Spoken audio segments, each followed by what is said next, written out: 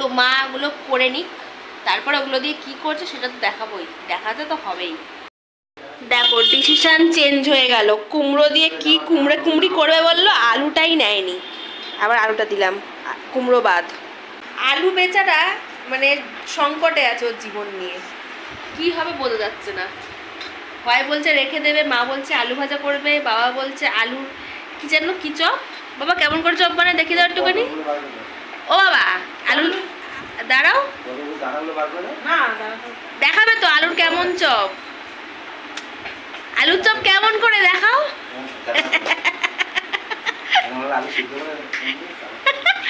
ওরকম হলে তবে আলুর চপ খাবে, নালে খাবে না।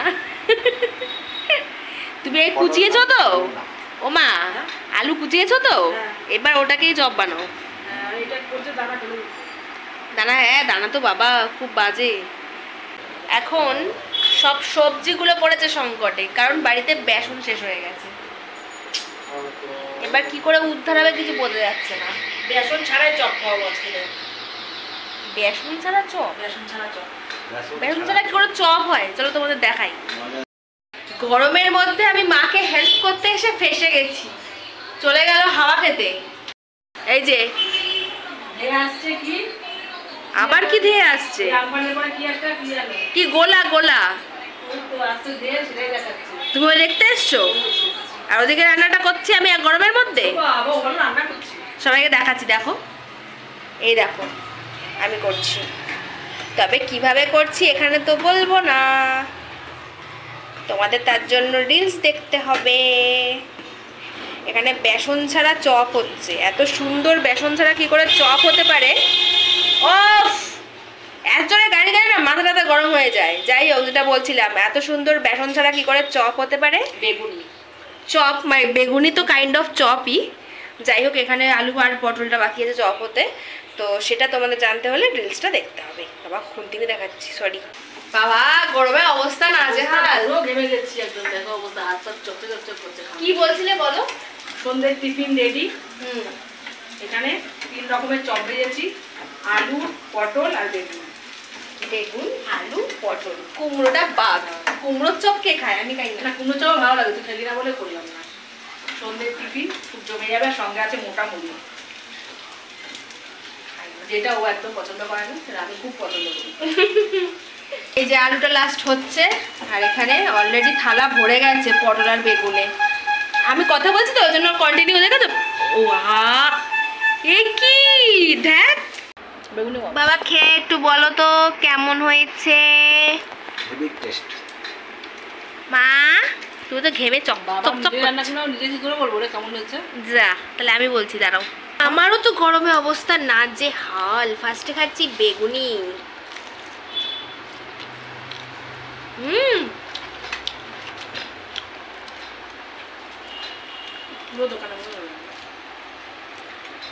বেসন ছাড়া যে পুরো দোকানের মতন বেগুনি হতে পারে, তোমরা এইভাবে না বানিয়ে খেলে জানতে পারবে না। তার জন্য রিলস। তাহলে আমি কত কিছু রান্নায় আনি বল, এটাই বলতে হবে। কোনটার মধ্যে এখন বাবা এখন পটলের চপে কনফিউশন সৃষ্টি করছে, তার কারণ হচ্ছে কোনটার মধ্যে দানা নেই, খুঁজে পাচ্ছে না। খুঁজে পেয়েছো কোনটা?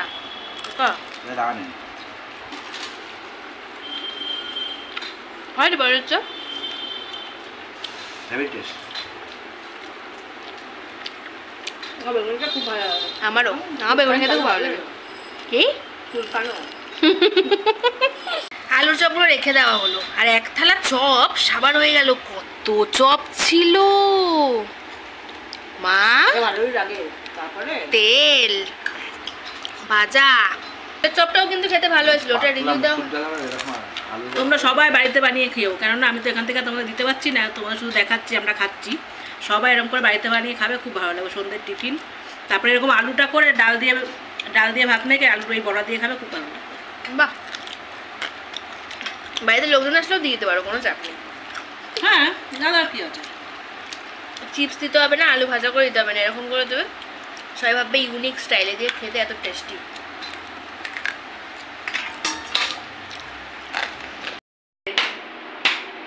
না বাবার এই জিনিসগুলো একদম ভালো না, কিন্তু এটা সত্যি কথা বলছি। তুমি এইগুলো বন্ধ করে দিলাম, একদম বন্ধ করে দাও। কি বন্ধ করবে?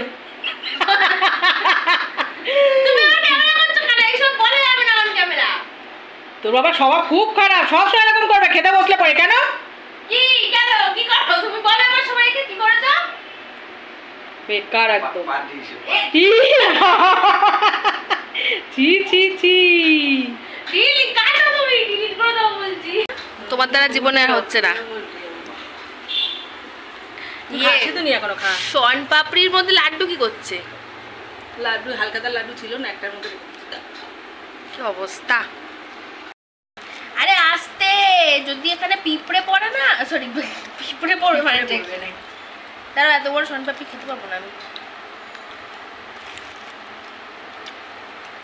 মিষ্টি মিষ্টি খেতে পারি না। হ্যাঁ এখানটা নোংরা পড়েছে, মাকে বলো এটা মুছে দাও। হাত দিয়ে পরিষ্কার করছে। আরে এই আরেকজনের খাওয়ায় কি বলে কি জানি বাবা। এটা তো জুমদির ডায়লগ। এখন আমার কাছে তরমুজ। এই যে কাঁথা বালিশ উল্টি পাল্টা নিয়ে এখন বসলো। তারপর আর রাত্রেবেলায় এখন ভাত বাড়বো। কিরে খেতে আয় খেতে আয় খেতে আয় বলতে বলতে ভাত বাড়া 5-10 মিনিট পরে বসবে। তুমি কাঁথা কোনটাকে বললে আগে বলো আমাকে। ওই তো কাঁথা না বালাপুস। তাহলে কাঁথা বলছো কেন? লোকে শুনলে কি ভাববে? কাঁথা কোথা নেই ও। তাহলে ওই কথার কথা একটা বলে দিলাম। এটাকে বালাপোষ বলে। আমি এটা আমার নিচে সেটআপ করেছি, যেখানে আছে আমার একটা মাথার বালিশ, একটা পাশ বালিশ, হেডফোন, জলের বোতল। তাহলে ওরা থাকলে কি করে হবে? সব নিয়ে বসছে। এবার রাত্রেবেলা এখন ডাকবো আয় আয় আয় এরকম করতে থাকবে। কত তরমুজ খেতে পারো মা? মানে তোমরা দেখো শুধু অবাক কাণ্ড। ভাত খেতে গেলে আমি কোন থেকে দেখাবো বুঝতেই পারছি না। ভাত খেতে খেতে খাচ্ছে তরমুজ। এতকে তরমুজ ভালোবাসে মা? তো তুমি তো তরমুজ দিয়ে টিফিন, লাঞ্চ, ডিনার সব করতে পারো। করবে একদিন? তরমুজই খাওয়াবো, অন্য কিছু দেবো না। ঠান্ডা বাবা এইদিক না এবার ওদিক আছে। এই যে আলুর বড়া মানে চপ, এই বড়া বলা যাবে না আজকে, আরে টপ আলুর চপ, সবজি, পাবদার ঝাল ঝোল ইয়ে দিয়ে কি যেন সর্ষে পোস্ত, তরমুজ দিয়ে ভাত আর আমের চাটনি। তরমুজ দিয়ে ভাত আর এখানে আমের চাটনি। এই যে বাবা অনেক কিছু। চলো এবার তাড়াতাড়ি করে খাওয়া দাওয়া করে শুই, সকালে তো কাজ নিচ্ছি। Hello friends, good morning. আমার চ্যানেলে তোমাদের সবাইকে welcome and also welcome to a new video. অনেক দিন পরে ভোর থেকে ভিডিও স্টার্ট করছি, তার কারণ আমি যাচ্ছি অনেক দিন পরে কাজে। আর যেখানে যাচ্ছি জায়গাটা ভীষণ সুন্দর, তোমাদের সঙ্গে তো শেয়ার অবশ্যই করব। চলো আমি রেডি হয়ে গেছি, বাবা আমাকে স্টেশনে ছাড়তে যাচ্ছে। এবার তাড়াতাড়ি করে যাই, মাঝে কথা বলতেও পারি, আদারওয়াইজ ওখানে গিয়েই তোমাদের সঙ্গে দেখা হবে। এই যে বাবা গাড়ি বের করছে। চলে আসলাম আমি স্টেশনে। এখন তো ফাঁকাই হবে স্টেশন। আর দেখছি ডাউনে অলরেডি একটা ট্রেন দাঁড়িয়ে আছে। ওটা আমার পক্ষে আর ধরা সম্ভব হলো না, কারণ স্টেশনে উঠতে উঠতে ওটা ছেড়ে দিয়েছে। কিন্তু পরে আরও একটা ট্রেন, খুব একটা ভিড় কিন্তু নয়, দেখো এটাও আমি ছেড়ে দিলাম। তার কারণ আমারই একটা বন্ধু আসছে, তো ঠিক করলাম যে ওর সঙ্গেই একসঙ্গে যাব। কিন্তু তারপরের ট্রেনটা এতটাই ফাঁকা এসেছে যে আমি উঠে দেখছি পুরো একদম মানে শোয়ার জায়গা আছে বলতে গেলে। তো ওটাতেই আমি উঠে পড়লাম আর কিনেও নিলাম একটা ক্লিপ। মানে সকাল সকালে আর কি এসবই চলে। যাই হোক, এবার যাচ্ছি মেট্রো করে। চলো কাজের জায়গায়। এই যে আমার সঙ্গে আরো অ্যাড হয়ে গেছে নীল হাইকোর্ট সবাইকে। টাকা নিয়ে এই হাইকোর্ট সবাইকে বাজে করছিয়া আর লাভু আমাদের। এই হাইকোর্ট শিগগিরই হাইকোর্ট মেয়ে তো কিন্তু বলে দিচ্ছি। চল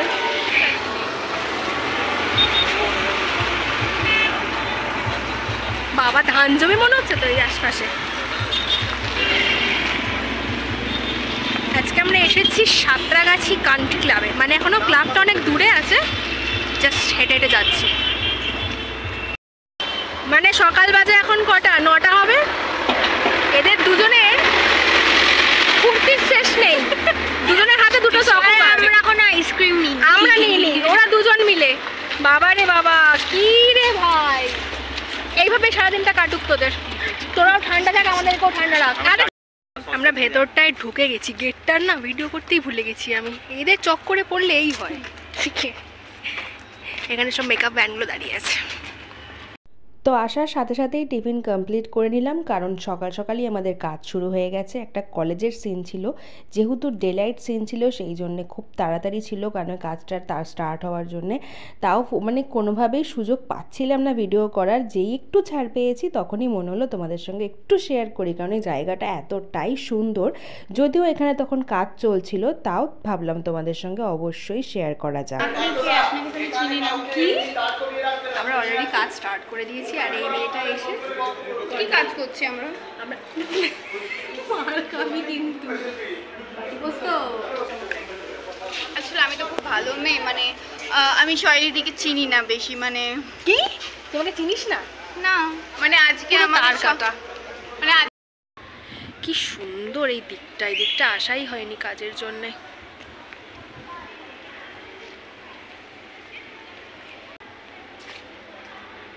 সুইমিং পুল এখন জল নেই, সুইমিং পুল শুকিয়ে গেছে। আমাদের কাজও প্রায় শেষেরই পথে, সিন মনে হচ্ছে আর খুব বেশি একটা বাকি আছে। এ কি আমি হট করে ভাবলাম সুইমিং পুলে নেমে গেলি নাকি তুই? এই তুই আবার বস গিয়ে যা প্লিজ, কাম।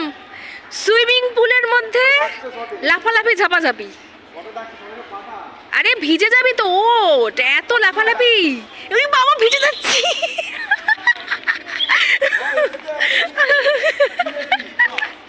কি ঠান্ডা জল বাবা গো, চপ করছে। অ্যাড থাকবে এটা। তো মাঝে আর কিচ্ছু ক্লিপিংস নেওয়া হয়নি, একদম লাস্টে প্যাকআপের টাইমে আমাদের গাড়িতে মানে বাসে ওঠার পরে মনে পড়লো যে তোমাদের সঙ্গে তো আর মাঝে কথাই বলা হয়নি, কিন্তু কিছু করার নেই। বললামই যে আজকে একটু চাপ ছিল কাজে, তো এবার ভাবছি কতক্ষণে তাড়াতাড়ি আমি বাড়িটা যাব। সেই দিনও এমন অবস্থা, বৃষ্টির কারণে রাস্তায় জ্যাম, তার মধ্যে মানে আর কি অন্য কোনো একটা কারণ ছিল যেটা আমার এই মুহূর্তে মাথায় আসছে না, সেই কারণের জন্যই আরও রাস্তাটা জ্যাম হয়ে গিয়েছিল। মানে যেখানে 20 মিনিটের রাস্তা সেখানে আমরা প্রায় পৌঁছেছিলাম 40-45 মিনিটে। মানে বুঝতে পারছো কতটা রাস্তায় আমাদের মানে হ্যারাস হতে হয়েছে। বাসের মধ্যে ওয়েট করে আছি তো আছি, কখন নামবো। তো যাই হোক নেমে এবার পৌঁছালাম দমদম।